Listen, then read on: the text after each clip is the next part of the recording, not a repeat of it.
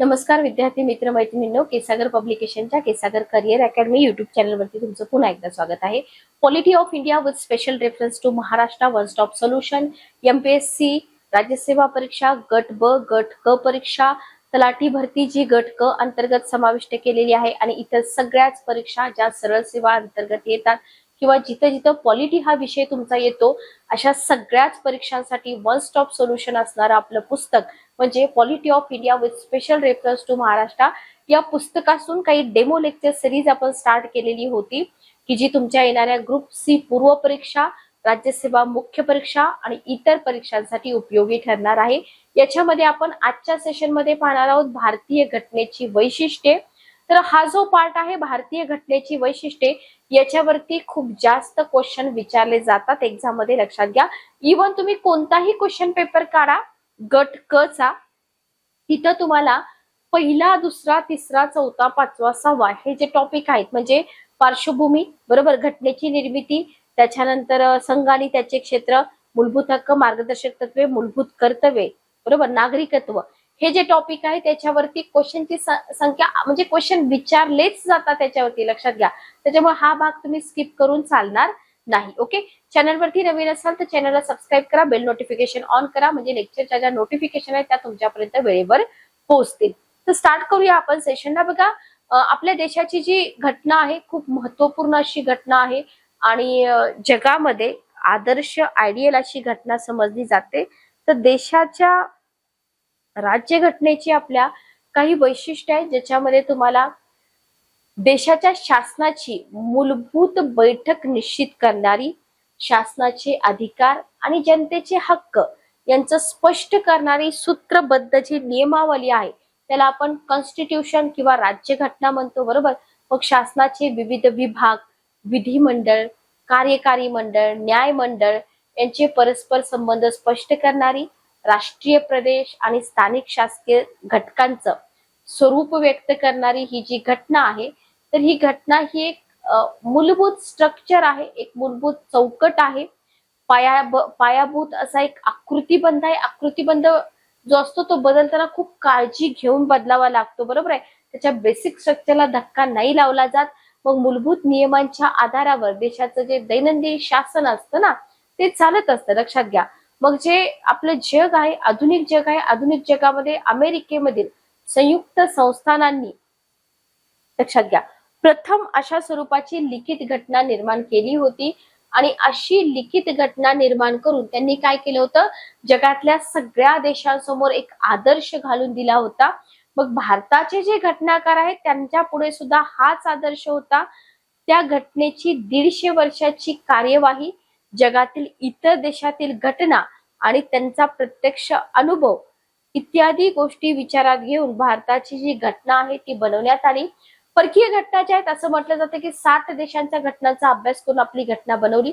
व परकीय घटनांचा आता किंवा त्यातील महत्वाच्या तरतुदीचा स्वीकार करताना सुद्धा इथं आपल्या भारताचा इतिहास, आपल्या भारताची परंपरा, समाज व्यवस्था, आर्थिक परिस्थिती या सगळ्यांचा सर्वांगीण किंवा जो काही ओव्हरऑल विचार आहे तो इथं केला गेला. कोणत्या तरतुदी ग्राह्य धरायच्या, ओके, कोणत्या नाही घ्यायच्या याच्याबाबत इथे निर्णय घेण्यात आले. आणि अमेरिकेची जी घटना आहे, लक्षात घ्या, अमेरिकेच्या घटनेचं सर्वात महत्वाचं वैशिष्ट्य काय आहे, ती जगातील सगळ्यात छोटी आणि सुटसुटीत घटना आहे. केवळ 3000 शब्द, म्हणजे प्रत्येक शब्दाला किती व्हॅल्यू असेल विचार करा. केवळ 3000 शब्दांची ही घटना किरकोळ दुरुस्त्यांसह आज 218 वर्ष इथं यशस्वीपणे राबवली जात आहे. आणि आपल्या राज्यघटनेत आढळून येणाऱ्या वैशिष्ट्यांचा उहापोह इथं पुढे केलेला आहे. तर आपली जी घटना आहे, आपली घटना पण लिखित आहे. घटनांचे 2 प्रकार असतात, लिखित घटना, अलिखित घटना. तर आपली घटना लिखित आहे, विस्तृत आहे, लक्षात घ्या. तर भारताची घटना अमेरिका व रशिया या देशांच्या घटनाप्रमाणे कशी आहे, लिखित स्वरूपात आहे बरोबर. लिखित असली तरी सुद्धा ती आकारमानाने मोठी, अतिशय विस्तृत आहे. ओके, सुरुवातीला आपल्या घटनेमध्ये किती कलम होती याचा क्वेश्चन तुम्हाला विचारला जातो. 395 कलम, 8 परिशिष्ट, तोंडपाठ करून ठेवा. सध्या आतापर्यंत कलमांची संख्या 470 प्लस आहे, परिशिष्ट 12 आहेत बरोबर. एकूण किती भागामध्ये आहे, 25 भाग आहेत. मग जगातील कोणत्याही देशाच्या राज्यघटनेपेक्षा आपल्या देशाची घटना मोठी आहे बरोबर, एक ग्रंथच वाढतो. आता ही इतकी मोठी घटना का झाली, म्हणजे का घडलं, तर एक सुप्रसिद्ध ब्रिटिश घटनातज्ञ आहेत ज्यांचं नाव आहे आयवर जेनिंग्स, बरोबर. तर या आयवर जेनिंग यांचं मत काय आहे बघा, ब्रिटन सारख्या, काय म्हणतात आयवर जेनिंग, तर ब्रिटन सारख्या देशामध्ये ज्या संविधान विषयक बाबी आहेत केवळ रूढी आणि संकेतांवर सोडून देण्यात आलेल्या दिसतात, त्याचा समावेश आपल्या भारतीय घटनेमध्ये काय केलेला आहे, आर्टिकल्स लिखित स्वरूपामध्ये करण्याचे ठरवल्यानंतर घटना विस्तृत होणं अपरिहार्य, जिथं कलम येतात तिथं विस्तृत असणं अपरिहार्य होतं, असं आयवर जेनिंग्स म्हणतात.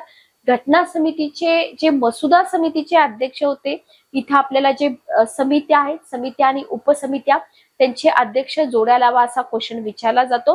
तर घटना समितीच्या मसुदा समितीचे जे अध्यक्ष होते डॉक्टर बाबासाहेब आंबेडकर, यांच्या मते ही घटना हेतुपूर्वक विस्तृत बनवण्यात आलेली आहे. कारण का, जिथं लोकशाही परिपक्व स्वरूपात उभी राहिलेली नाही, अशा देशामध्ये घटनाविषयक प्रश्न केवळ कायदे मंडळावर सोपवणं योग्य ठरलं असतं का नाही, याच्या व्यतिरिक्त ही घटना लिखित विस्तृत बनवण्यात कारणीभूत ठरलेल्या आणखी काही बाबी पण तुम्हाला इथं नमूद केलेल्या आहेत. म्हणजे बघा, या पुस्तकाचं वैशिष्ट्य काय आहे, आता जर तुम्ही 2011 पासून प्रिव्हियस इयरचे क्वेश्चन पेपर बघितले तर कंटेंट तेच आहे, पण क्वेश्चन विचारण्यामध्ये जो ड्रास्टिक चेंज झालेला आहे ना, तो इथं तुम्हाला समजून घ्यायचा आहे.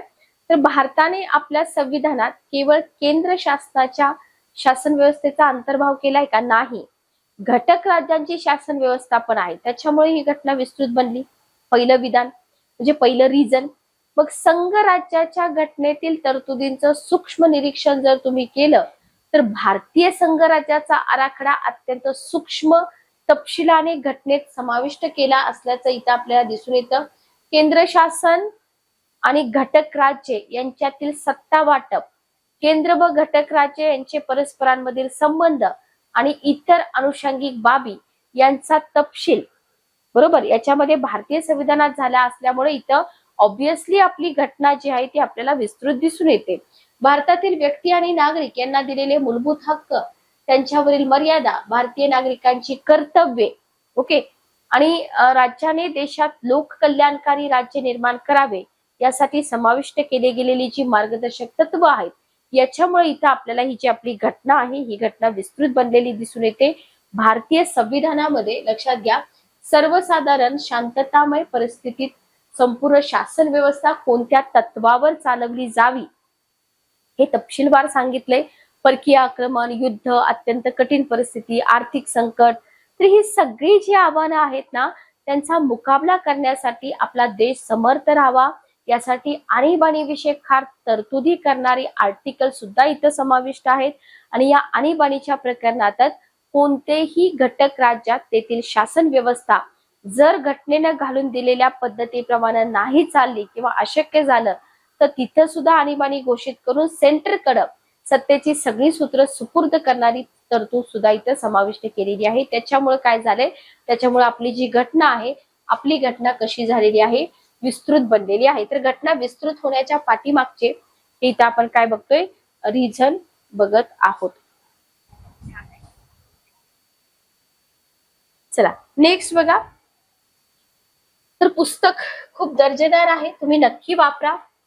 त्याच्यानंतर शेवटचा रिझन तुम्हाला इथं दिलंय, घटना एवढी मोठी बनण्याच्या पाठीमाग भारतीय समाजाची काही वैशिष्ट्यपूर्ण प्रश्न आहेत, बरोबर, ते व्यवस्थित हाताळणं गरजेचं आहे, बरोबर. घटनेमध्ये काही स्वतंत्र प्रकरण पण आहेत, जसं की अनुसूचित जाती जमाती, त्याच्यानंतर भारतीय भाषांविषयक तरतुदी, मग आपल्या देशाची लोकसंख्याच इतकी मोठी आहे, मग या सगळ्या तरतुदींमुळे काय झाले, आपल्या घटनेचा आकार जो आहे ना, तो आकार इथं आपल्याला वाढलेला दिसून येतं. तर हे झालं पहिलं वैशिष्ट्य. दुसरं वैशिष्ट्य, परिदृढता आणि परिवर्तनीयता यांचा संगम. तर बघा, समन्वय. तर वैशिष्ट्य तुम्हाला सहज मिळतील, पण हे वैशिष्ट्य का आहे याचं एक्सप्लेनेशन तुम्हाला खूप कमी पुस्तकामध्ये दिसून येईल. लक्षात आलं. त्याच्यानंतर बघा, तर घटना दुरुस्तीबद्दल आता परिदृढता आणि परिवर्तनीयता, ठीक आहे, किती कठीण आहे आणि किती सोपं आहे, बरोबर. तर घटना दुरुस्ती एक टॉपिक आहे आपल्या या सब्जेक्ट मध्ये, बरोबर. तर घटना दुरुस्तीबद्दल भारतीय घटना समिती जी होती ना, तर या समितीमध्ये झालेली जी चर्चा होती, तर या चर्चेचा जर विचार केला तर काळाच्या आणि परिस्थितीच्या बदलाबरोबर भावी काळामध्ये आपल्या भारताच्या घटनेमध्ये बदल करावेच लागतील याची जी जाणीव आहे ती घटनाकारांना होती. म्हणजे भविष्य काळाचा त्यांनी इथे विचार केलेला होता की आता पुढचा काळ बदलणारा आहे, घटनेमध्ये पण चेंजेस होतील, करावे लागतील, बरोबर. मग कोणतीही राज्यघटना पूर्ण विचारांती तयार केली तरी राष्ट्राच्या भविष्यकालीन दूरच्या टप्प्यामध्ये त्याच्यामध्ये राजकीय, सामाजिक, आर्थिक जीवनामध्ये कोणत्या ना कोणत्या समस्या उभ्या होत असतात याची जाणीव घटनाकारांना पूर्णपणे होती, लक्षात घ्या, बरोबर.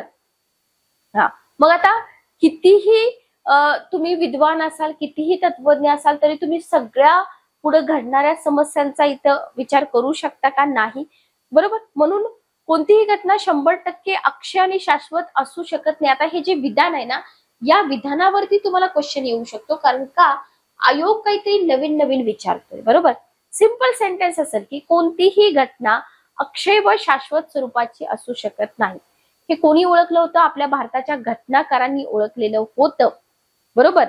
म्हणून त्यांनी काय केलं? परिवर्तनीयता आणि परिदृढता यांचा उत्कृष्ट समन्वय इथं साधलेला दिसतो आणि त्यासाठी संसदेच्या केवळ साध्या बहुमताने केल्या जाणाऱ्या दुरुस्त्या, संसदेच्या विशेष बहुमताने केल्या जाणाऱ्या दुरुस्त्या, बरोबर, संसदेचं विशेष मत आणि भारतीय घटक राज्यांची संमती घेऊन केल्या जाणाऱ्या दुरुस्त्या, अशा 3 पद्धतींचा संगम तुम्हाला इथं दिसतो, जो आपण घटना दुरुस्ती टॉपिक मध्ये डिटेलपणे अभ्यासतो. तर या 3 पद्धतीचा समावेश केला आर्टिकल 368 मध्ये. त्याच्यामुळे घटना दुरुस्ती प्रक्रिया ही सर्वसामान्य बाबींबाबत पुरेशी परिवर्तनीय आणि महत्वाच्या बाबींशी पुरेशी परिदृढ आहे. म्हणून हे आपल्या भारताच्या घटनेचं एक खास वैशिष्ट्य म्हणून नमूद करावं लागेल. ठीक आहे, हे झालं दुसरं वैशिष्ट्य. तिसरं वैशिष्ट्य तुम्ही इथे बघा, संसदीय पद्धतीची शासन व्यवस्था. तर आता इथे संसदीय पद्धतीची शासन व्यवस्था म्हणजे काय? तर बघा, पाश्चिमात्य आणि विशेषतः ब्रिटिश शिक्षण पद्धती आणि तिथली शासन व्यवस्था आणि तिथली न्याय व्यवस्था यांचा जो प्रभाव आहे ना, तो आपल्या भारतीय घटनांवर पडल्याचं आपल्याला दिसून येतं. ओके, मग याचा उत्तम पुरावा काय आहे? म्हणजे केंद्रस्थानी आणि घटक राज्यामध्ये घटनाकारांनी जी संसदीय शासन पद्धती आणलेली आहे ती. ओके, कार्यकारी मंडळाची, कायदे मंडळाचा असलेली प्रत्यक्ष जबाबदारी, हे जे सूत्र आहे, हे सूत्र आपल्या घटनाकारांनी स्वीकारलं. तर इथं अध्यक्षीय शासन पद्धती आणि संसदीय शासन पद्धती याचा अभ्यास पुढे आपण करणार आहोत. मग यास्तव प्रौढ मतदान पद्धतीने निवडलेल्या लोकसभेस आणि विधानसभेस अनुक्रमे पंतप्रधान आणि त्यांचे मंत्रिमंडळ तसेच मुख्यमंत्री आणि त्यांचे मंत्रिमंडळ जबाबदार असेल, अशी स्पष्ट तरतूद आपल्या घटनेमध्ये आहे का? आहे, लक्षात घ्या, घटनेमध्ये केल्याचे आपणास इथं दिसून येतं. ओके, आणि राष्ट्राचे घटनात्मक प्रमुख राष्ट्रपती व घटक राज्यांचे घटनात्मक प्रमुख राज्यपाल यांनी केवळ नाममात्र शासन प्रमुख म्हणून कारभार पाहायचा आहे. यास्तव सत्ता पंतप्रधान व मुख्यमंत्री यांनीच राबवायचे. हे भारतीय घटनेस अभिप्रेत आहे. ज्या रूढी, संकेत आणि परंपरा यांच्यावरती ब्रिटनमधील संसदीय पद्धती आधारलेली आहे, त्यांपैकी काही रूढी आणि संकेतांचा भारतीय संविधानात समावेश केला गेला आहे, लक्षात घ्या. हे झालं तिसरं वैशिष्ट्य. चौथं वैशिष्ट्य आहे एकात्मतेकडे झुकणारे संघराज्य. आता हे जे वैशिष्ट्य आहे ना, या वैशिष्ट्यावरती पण तुम्हाला डिटेलमध्ये क्वेश्चन एक्झाम मध्ये विचारले जातात. म्हणजे हल्लीचा ट्रेंड असा आहे. ओके, ठीक आहे. ज्यावेळी संघराज्यातील केंद्र सत्ता अतिशय बळकट असून घटक राज्यामध्ये राज्यसत्ता कमकुवत असते, त्याला काय म्हटलं जातं? केंद्राकर्षी संघराज्य. काय म्हटलं जातं? केंद्राकर्षी संघराज्य. ओके, आणि याच्या उलट जर केंद्र शासन कमकुवत आहे, घटक राज्यांच्या घटनेने अधिक सत्ता सुपूर्द केली, तर याला केंद्रोत्सारी संघराज्य. याच्यावरती तुम्हाला क्वेश्चन विचारलेले आहेत.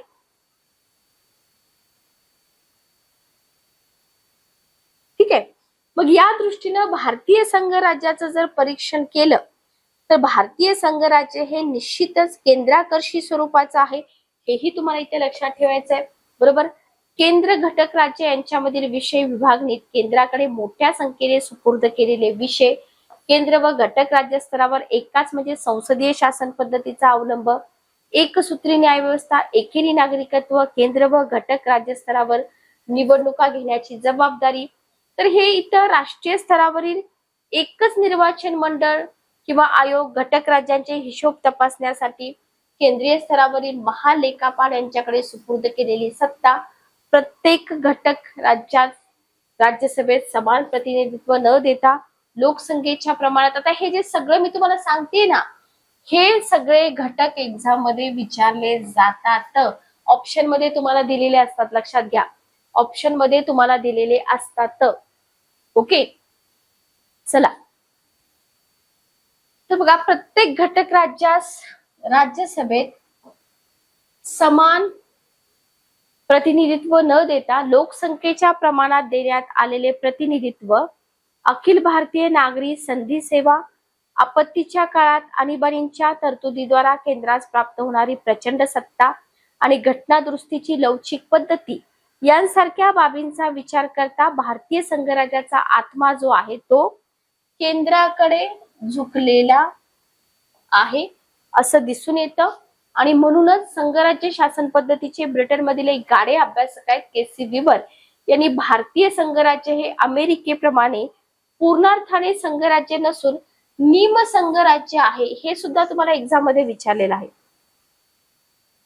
ओके, तर हे निम संघराज्य हे उद्गार कोणी काढले, जोड्या लावामध्ये तुम्हाला विचारलं जातं. ठीक आहे, त्याच्यानंतर बघा, निधर्मी राज्य व्यवस्था. पाचवं वैशिष्ट्य आहे आपल्या घटनेचं निधर्मी राज्य व्यवस्था. ब्रिटिश शिक्षण पद्धतीमधून उदारमतवादी विचार प्रणालीचा वारसा घेतलेले भारतीय घटना समितीचे सदस्य धार्मिक क्षेत्रातील सहिष्णुता हे श्रेष्ठ मूल्य समजत असल्यास आश्चर्य वाटणार नाही. बरोबर, धार्मिक सहिष्णुता विचारलेत का क्वेश्चन? विचारलेले आहेत, लक्षात घ्या. तर हे उदारमतवादाचं एक ठळक वैशिष्ट्य आहे. आता इतकं सगळं एक्सप्लेनेशन या पुस्तकामध्ये का दिलंय? कारण का तर परीक्षा पद्धती खूपच बदलली आहे, लक्षात घ्या. भारतासारख्या विविध धर्म आणि पंथ यांनी विभागलेला जे समाज आहे, या समाज जीवनामध्ये भारतातील समस्त नागरिकांवर कोणत्याही विशिष्ट धर्माची सक्ती इथं होऊ शकते का? नाही. आता तुम्ही बघताच आहे काय चालू आहे आपल्या भारतात. तर इथं भारताच्या प्राचीन सांस्कृतिक परंपरेच्या दृष्टिकोनातून अशी कृती विसंगत ठरली असती. बरोबर, म्हणून इथं संविधानात्मक शासन पद्धती ही निधर्मी राज्यव्यवस्थेचा पुरस्कार करते. विधान आणि कारण मध्ये सुद्धा क्वेश्चन विचारला जाऊ शकतो. सर्व धर्म समभाव हे निधर्मी शासन पद्धतीचं सूत्र आहे. बरोबर, थोडक्यात आपल्या भारताचा कोणताही अधिकृत असा धर्म नाही आणि नसणार आहे.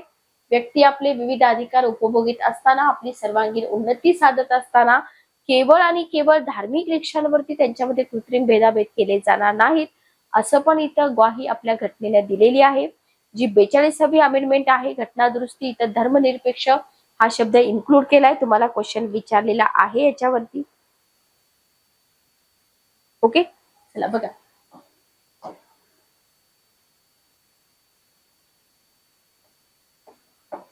कोणती घटना दुरुस्ती धर्मनिरपेक्ष शब्द. ओके, परंतु धर्मनिरपेक्ष राज्य म्हणणे धर्मविरोधी राज्य नव्हे, हे पण विधान लक्षात ठेवा. डॉक्टर बाबासाहेब आंबेडकर यांच्या मते कोणताही विशिष्ट धर्म नागरिकांवर लादल्याची मुभा भारतीय राज्यघटनेने शासनास दिलेली नाही.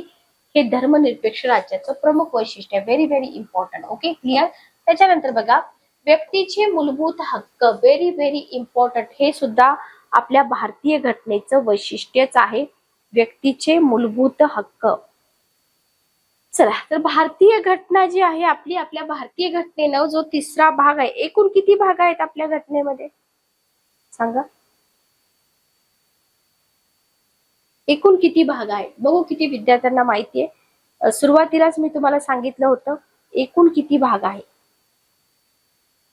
चला, तर मूलभूत हक्क हा टॉपिकच आहे सेपरेट. 7 प्रकारामध्ये हक्क विभागलेले आहेत. बरोबर, 7 प्रकारामध्ये. Very very important. समतेचा हक्क, स्वातंत्र्याचा हक्क, पिळवणुकीविरुद्धचा हक्क, धर्म स्वातंत्र्याचा हक्क, सांस्कृतिक शैक्षणिक हक्क, संपत्तीचा हक्क. हा 44वा घटना दुरुस्तीमध्ये भाग 3 मधून वगळलाय. हा कायदेशीर हक्क आहे आता. आणि घटनात्मक उपाययोजनाचा हक्क. हे सुद्धा आपल्या घटनेचं वैशिष्ट्यच आहे. वरील सर्व हक्कांना न्यायालयीन संरक्षण आहे का? आहे. तर बघा पुढचं जे आपलं वैशिष्ट्य ते आहे स्वतंत्र आणि एकसूत्री न्याय व्यवस्था. ठीक आहे, ओके. आता याच्यामध्ये काय लक्षात ठेवायचं बघा, आपले जे भारतीय घटनाकार होते, या भारतीय घटनाकारांनी भारतातील न्यायालयीन व्यवस्था जी आहे ती व्यवस्था साकारताना काय केलेलं आहे, तर राज्यांची वेगळी न्याय व्यवस्था जिथं आपण हायकोर्ट बघतो, बरोबर, आणि संघ राज्याची वेगळी न्याय व्यवस्था, अशी दुहेरी स्वरूपाची न्याय व्यवस्था स्वीकारलेली नाही. ओके.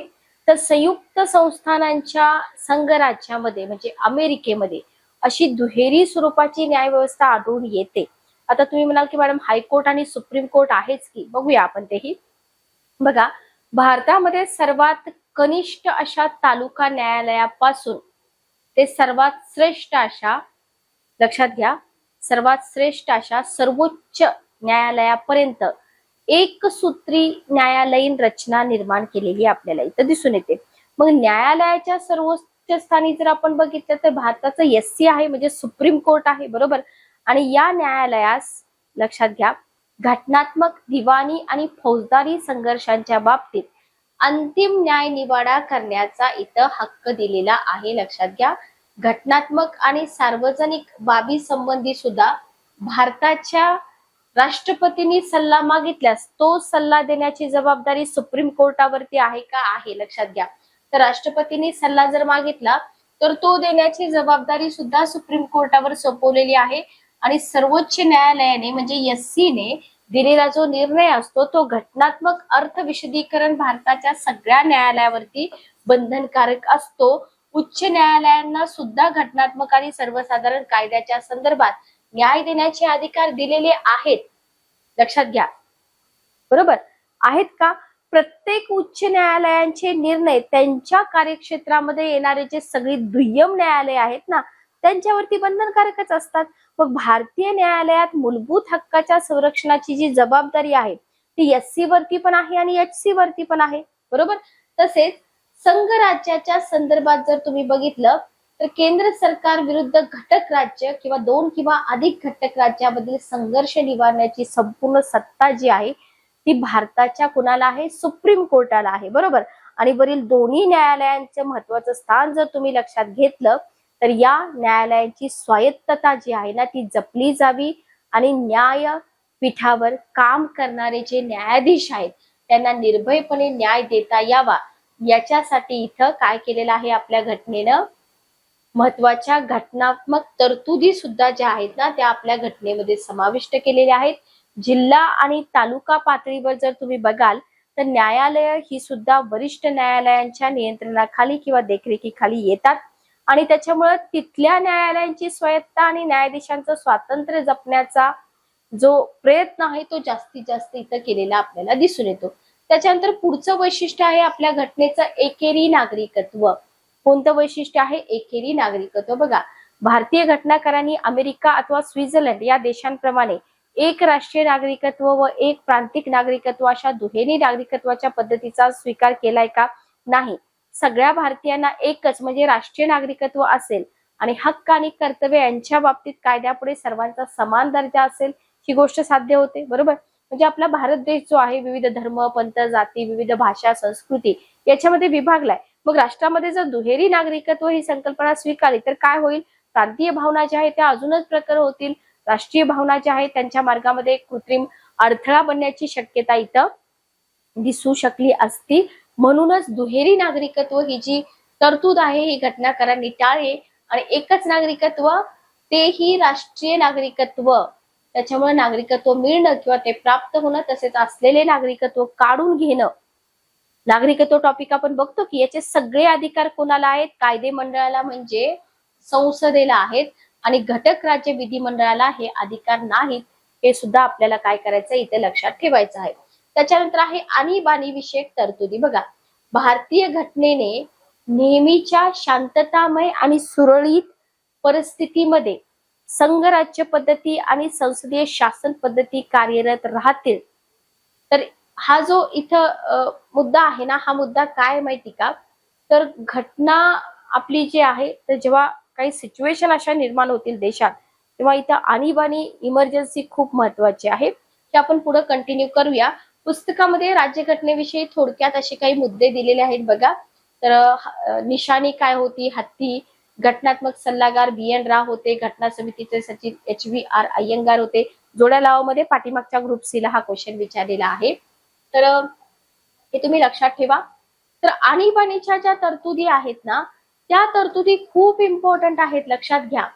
परकीय आक्रमण झालं असेल, युद्ध झालं असेल, सशस्त्र बंडाळी, याच्यामुळे जर राष्ट्राचं सार्वभौमत्व धोक्यात आलं तर राष्ट्रीय आणीबाणी घोषित करून सगळी सत्ता कुणाकडे सुपूर्द केली जाते? केंद्र सरकारकडे. मग हे अधिकार कोणाला असतात? राष्ट्रपतींना असतात.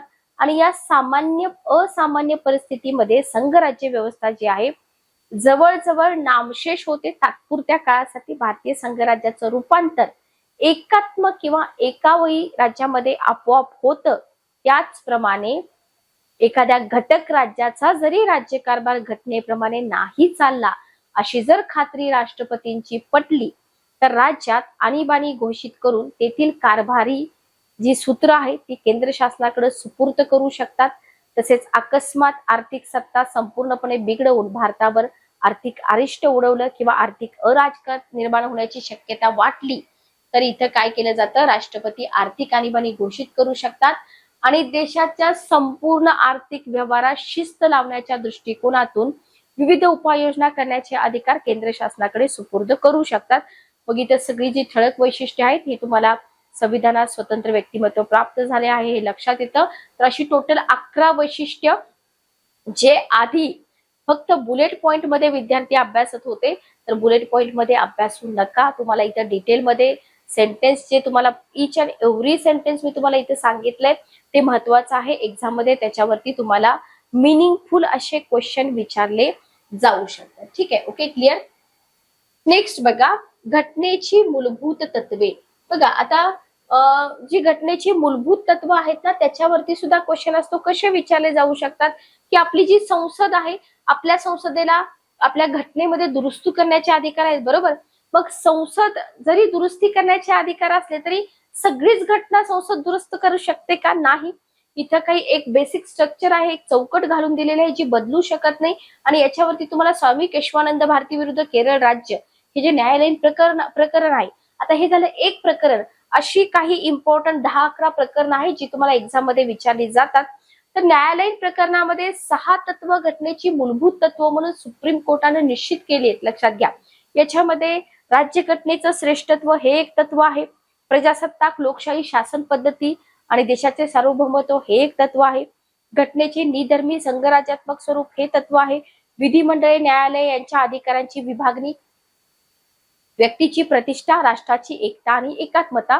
तर राष्ट्राची एकता आणि एकात्मता याच्यावरती ग्रुप C परीक्षेमध्ये क्वेश्चन होता. तुम्ही प्रिव्हियस इयरचे क्वेश्चन पेपर थोडेसे काढून बघा. आता याच्यामध्ये तुम्हाला संघराज्यात्मक की एकात्मक, आता आपली भारतीय घटना जी आहे ना, आपल्या भारताच्या घटनेला तुम्ही संघराज्यात्मक पण आहे असं म्हणू शकत नाही, एकात्मक आहे असं पण म्हणू शकत नाही. भारतीय घटनेने स्वतःची अशी एक वेगळीच वर्गवारी निर्माण केलेली आहे, लक्षात घ्या. तर आपण भारतीय घटनेत आढळणारी वैशिष्ट्ये यापूर्वीच अभ्यासली आहेत, बरोबर.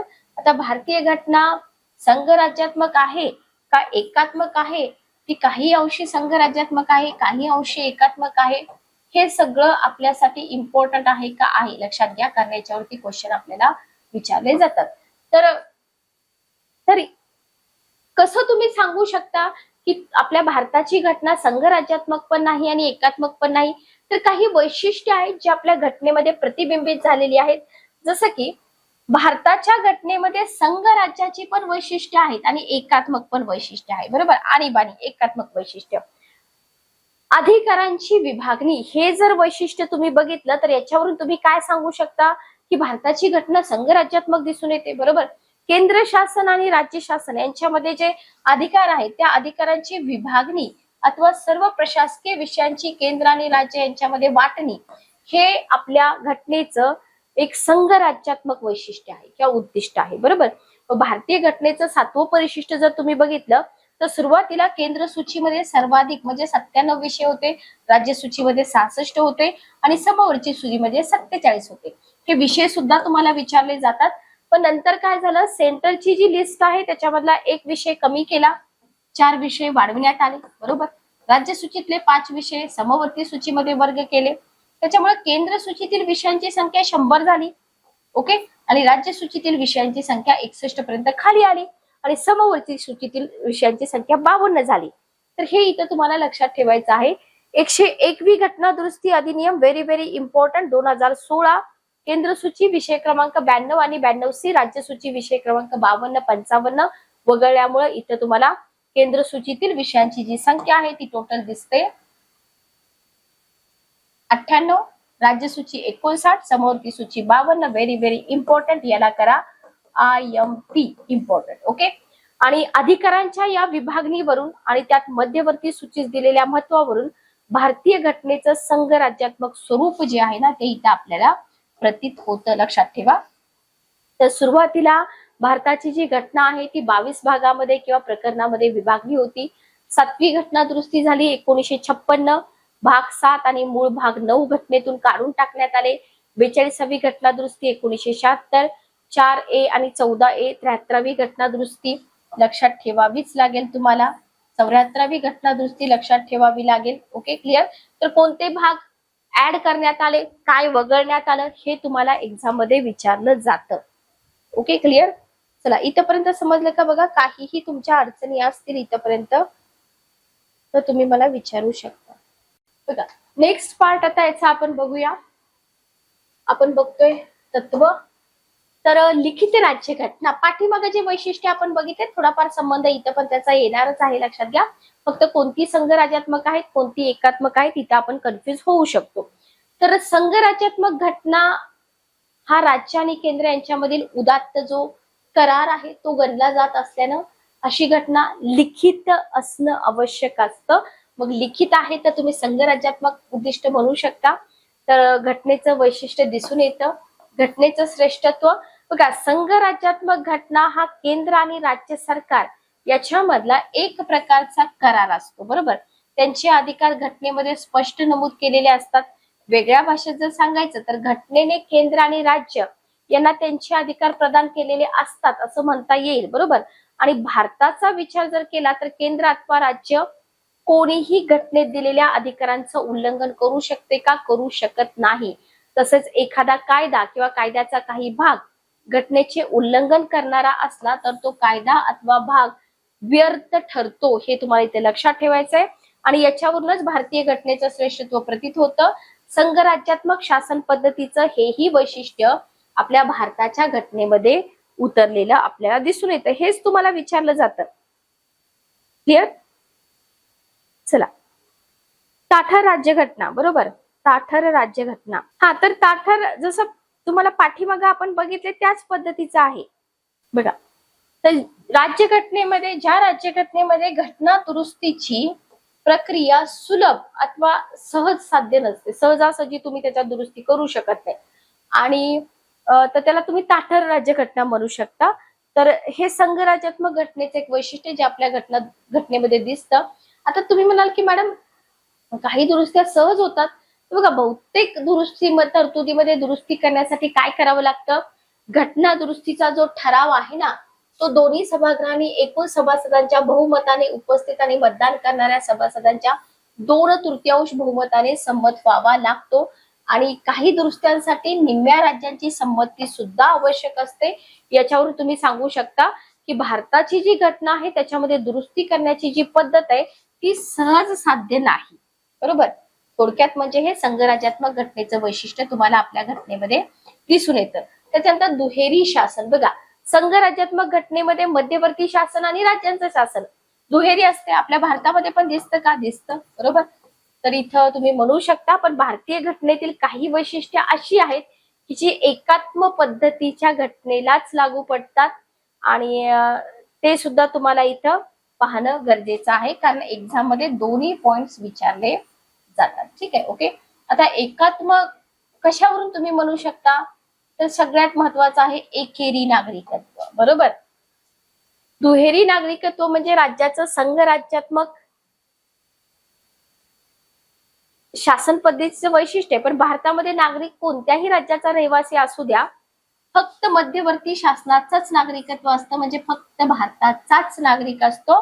राष्ट्रीयत्वाची आणि एकात्मतेची प्रबळ भावना निर्माण होण्यासाठी त्या घटनाकारांनी काय केलंय, एकेरी नागरिकत्वाची तरतूद केलेली आहे. त्याच्यानंतर आहे घटनेचा लवचिकपणा. आपली राज्यघटना ताठर आहे, बरोबर. घटना दुरुस्तीची पद्धत सोपी नसली तरी इतर संघराज्य इतकी अवघड पण नाहीये. क्लिअर. तर याच्यामुळे तुम्ही एकात्मिक म्हणू शकता. प्रबळ केंद्र सत्ता आहे. तर संघ राज्य शासन पद्धतीमध्ये तुलनात्मक दृष्ट्या केंद्र शासन अतिशय कमी अधिकार असतात.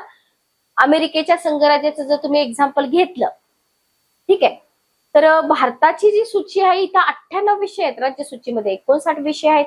याच्यावरून तुम्ही सांगू शकता की बाबा ज्यावेळी समवर्ती सूची असते ज्याच्यावरती कायदे करायचा अधिकार सेंटर आणि स्टेट दोन्हीला असतो, पण दोघांनी जर कायदे केले एकाच विषयावरती तर जो उच्च कायदा समजला जातो तो सेंटरचाच समजला जातो. तो इथे लक्षात ठेवा.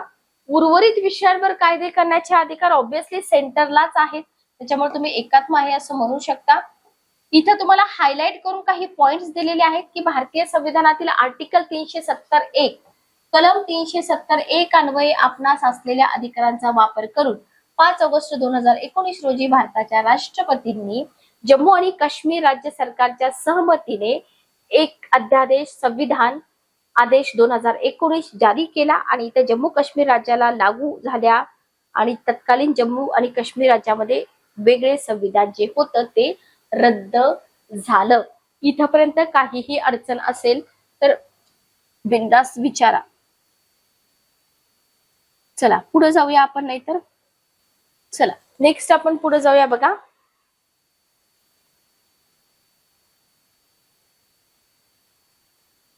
त्याच्यानंतर बघा तुम्ही एकात्म आहे हे का म्हणू शकता, तर इथं राज्य सूचीतील विषयांवर कायदे करण्याचे अधिकार. आता हा जो मुद्दा आहे ना खूप जास्त इम्पॉर्टंट मुद्दा आहे, लक्षात घ्या. तर बघा राज्यसभा जी आहे ना, राज्यसभेने उपस्थित मतदान करणाऱ्या सभासदांच्या 2/3 बहुमताने जर ठराव केला आणि संमती दिली तर राज्य सूचीमधले जे विषय आहेत ना त्याच्यावरती कायदे करण्याचा अधिकार संसदेला आहे. असं तर अधिकार राज्याला असतो, पण जर परमिशन दिली तर संसद करू शकते. आणि इथे तुम्हाला आर्टिकल 250 लक्षात ठेवावं लागेल की कलम 250 जे आहे ना, लक्षात घ्या 250 मध्ये तुम्हाला काय दिले की आणीबाणीच्या काळामध्ये केंद्र म्हणजे संसद राज्य सूचीतील समाविष्ट असलेल्या विषयांवरही कायदे करू शकते का, करू शकते. आर्टिकल देतील, तरतूद विचारतील, तरतूद देतील, आर्टिकल विचारतील, दोन्ही लक्षात ठेवा. आर्टिकल 244. आता इथं बघा इथं काय आहे, तर एखादा घटक आहे, एखादा घटक राज्यातील विधानसभा आहे, बरोबर, आणि विधान परिषद यांनी जर 2/3 बहुमताने ठराव संमत केला तर संसद काय करते, राज्य सूचीतील संबंधित विषयावर कायदा करू शकते. त्याच्यानंतर आहे आर्टिकल 263. जर आंतरराष्ट्रीय कराराची अंमलबजावणी करण्यासाठी आवश्यक असल्यास संसद राज्य सूचीतील एखाद्या विषयावर कायदा करू शकते का, ऑब्व्हियसली करू शकते. आणि आर्टिकल 263 कधीच विचारलेलं नाही, विचारलं जाऊ शकतं, इम्पॉर्टंट आहे. ओके. आणीबाणीच्या काळातले अधिकार पाठीमागं पण आपण डिस्कस केलेलेच आहेत. तर भारतीय घटनेने आणीबाणीच्या काळामध्ये सगळे अधिकार सेंटरकडे जातात, लक्षात घ्या. जेव्हा एखाद्या किंवा काही राज्यामध्ये सुद्धा घटना व्यवस्था कोलमडली तर राष्ट्रपती तिथली सत्ता बरखास्त करतो. त्याच्यानंतर पुढचं आहे संघ राज्य प्रदेश. तर आपल्या भारताच्या घटनेनुसार जे युटीज आहेत, युनियन टेरिटरी, बरोबर, तर इथं राज्य इतका दर्जा आणि अधिकार नाहीत, सगळं तिथं शासन सेंटरचं असतं. एकच राज्य घटना आहे. अमेरिकेसारखी संघ राज्यामध्ये एक राज्य घटना असून राज्यांनाही स्वतंत्र घटना असतात, पण आपल्याकडे तसं नाहीये. एकच न्याय व्यवस्था आहे. जसं की अमेरिका, स्वित्झर्लंड मध्ये प्रत्येक राज्याची स्वतंत्र न्याय व्यवस्था आहे, आपल्याकडे तसं नाहीये. राज्यसभा हे सुद्धा इथं एकात्मिक वैशिष्ट्य समजलं जातं. त्याच्यानंतर निवडणुका, लेखा, खत तपासणी हे सुद्धा एकात्मक वैशिष्ट्य आहे. राज्यांच्या सीमा आणि नावामधील बदल कोणाची परमिशन लागते, इथं सेंटरची लागते, बरोबर. त्याच्यानंतर राज्यपालांची नियुक्ती.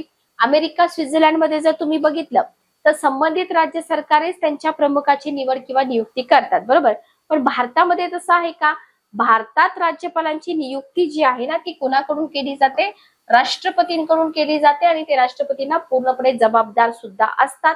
आणि या तरतुदीवरनं काय दिसून येतं की भारतामध्ये मध्यवर्ती शासन राज्य शासनावरती प्रत्यक्ष नियंत्रण ठेवलं जातं. समजलं का? जर काही समजलं नसेल तर मला विचारा. चला नेक्स्ट बघा, मध्यवर्ती सत्ता प्रबळ असलेली संघराज्यात्मक घटना. मध्यवर्ती सत्ता प्रबळ असलेली. चला नेक्स्ट बघा, आता इथं तुम्हाला काय लक्षात ठेवायचंय की वरील सर्व मुद्द्यांचा जर विचार केला तर भारताची जी घटना आहे या घटनेमध्ये संघराज्याची पण वैशिष्ट्ये दिसतात, एकात्मक पण वैशिष्ट्ये दिसतात, बरोबर. मग संघराज्य पद्धतीची भारतीय घटनेमध्ये उतरलेली वैशिष्ट्ये पाहिली असता भारतीय घटना ही संघराज्यात्मक आहे असं वाटू लागतं. आणि जेव्हा असं वाटू लागतं तेव्हा या मताला बाधा आणणारी एकात्मक वैशिष्ट्ये पाहिली असता भारतीय राज्यघटना एकात्मक भासतं. मग किमान या घटनेत संघराज्यात्मक कसं म्हणायचं असाही प्रश्न पडतो. शांततेचा काळ आहे, राज्य सरकारांना केंद्र सरकार इतके अधिकार दिसत नाहीत, आणीबाणीच्या काळात केंद्राचा प्रभाव असतो. मग अशी परिस्थिती असेल तर इथं लक्षात घ्या, एक तज्ञ व्यक्ती आहे ज्यांचं नाव आहे डॉक्टर के.पी. मुखर्जी. तर के.पी. मुखर्जी सारखे जे तज्ञ आहेत ना ते काय म्हणतात बघा की भारतीय घटना ही सरळ सरळ एकात्म पद्धतीची आहे असं प्रतिपादन करतात. ठीक आहे, ओके. तर काही तज्ञांच्या मते भारतीय घटनामध्ये मध्यवर्ती शासन अधिक बळकट असलेली संघराज्यात्मक घटना असून भारतीय घटना निर्माण केली जात असताना भारतात असलेली स्थिती म्हणजे जातीय दंगली, विघटनवादी शक्तीचा प्रभाव, जे संस्थानिक सामील व्हायला विरोध करत होते, तर त्यासाठी त्यांनी प्रयत्न केले. देशाची पुनर्निर्मिती, विकास यांसाठी राष्ट्रीय एकात्मतेची गरज म्हणजे भारताच्या एकत्रित पुरातन संस्कृतीचं जतन करण्याची जी आवश्यकता होती, ज्यावेळेस घटना बनली जात होती तेव्हाची सिच्युएशन, बरोबर. इतर संघराज्यामध्ये मध्यवर्ती शासन कमकुवत असल्यानं निर्माण झालेल्या अडचणी यांसारख्या कारणामुळे केवळ मध्यवर्ती शासन त्यांनी प्रबळ ठेवलं. जशी सिच्युएशन होती तशी त्यांनी घटना बनवली. ओके, तर या सगळ्या चर्चेनंतर आपण काय म्हणू शकतो मग की भारतीय घटनेचा आराखडा हा जरी संघराज्यात्मक असला तरी तिचा आत्मा कसा आहे, एकात्मक आहे, बरोबर. किंबहुना अधिक परखड शब्दामध्ये आपण म्हणू शकतो की भारतीय घटनेमध्ये संघराज्यात्मक आणि एकात्मक अशी दोन्ही घटना पद्धतीतील वैशिष्ट्ये उतरलेली आहेत. किंवा भारतीय घटनेनं स्वतःची अशी वेगळीच गटवारी निर्माण केली आहे. तिला संघराज्यात्मक किंवा एकात्मक असं काही लेबल आपण देऊ शकत नाही, बरोबर. तर अशा पद्धतीने इथं आपण हे सगळं मांडू शकतो आणि हे सगळं आपल्या एक्झाम साठी इम्पॉर्टंटच आहे. ओके, त्याच्यानंतर तुम्हाला एक पार्ट येतो, तो आपण सेपरेट लेक्चर मध्ये कव्हर करूया, निरनिराळ्या राज्यघटनांचं मिश्रण. ठीक आहे, ओके. तर हा जो पार्ट आहे हा पार्ट आपण वेगळ्या सेशन मध्ये कव्हर करूया. तर सेशन कसे वाटतात मला कमेंट करून नक्की सांगा. चॅनलवरती जर तुम्ही नवीन असाल तर चॅनलला सबस्क्राईब करा, बेल नोटिफिकेशन ऑन करा म्हणजे लेक्चरच्या नोटिफिकेशन तुमच्यापर्यंत पोहोचतील. तर polity of India with special reference to Maharashtra हे पुस्तक तुम्हाला डेफिनेटली खूप काही शिकवणारं आहे. मार्केटमध्ये ज्या काही तुम्हाला टेलिग्रामवरती नोट्स मिळतात, व्हॉट्सअपवरती मिळतात, शॉर्टकट पुस्तक आहेत, तर या सगळ्यांमध्ये हे पुस्तक तुम्हाला परीक्षेमध्ये पैकीच्या पैकी मार्क देणारे, राज्यसेवा मुख्य परीक्षेमध्ये आन्सर रायटिंग साठी उपयुक्त असं हे पुस्तक आहे. तर नक्कीच तुम्ही पुस्तक परचेस करा. डिस्क्रिप्शन बॉक्समध्ये पुस्तकाची लिंक आहे. पुस्तक मागवताना जर तुम्हाला काहीही अडचण आली तर तुम्ही पब्लिकेशनच्या नंबरवरती कॉल करा किंवा माझा नंबर मी प्रत्येक लेक्चरमध्ये शेअर केलेला आहे, तुम्ही मला कॉन्टॅक्ट करू शकता. सेशन कसं वाटलं कमेंट करून नक्की सांगा. भेटूया नेक्स्ट सेशन मध्ये. Good day, take care.